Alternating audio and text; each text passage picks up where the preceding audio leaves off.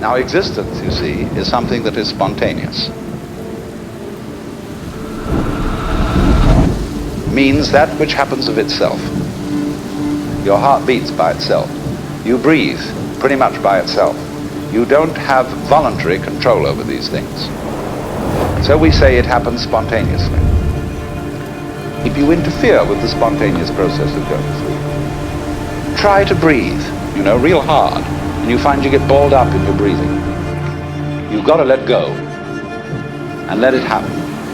Because if you don't, you're going to be all clutched up. You're going to be constantly trying to do what can happen healthily only if you don't try.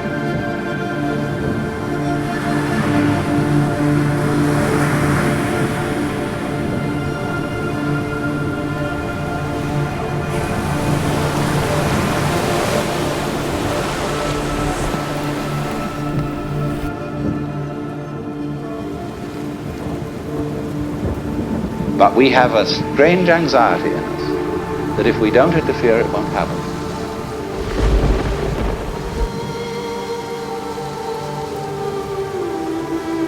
There is no necessity for it whatsoever. It isn't going anywhere. That is to say, it doesn't have some destination that it ought to arrive at.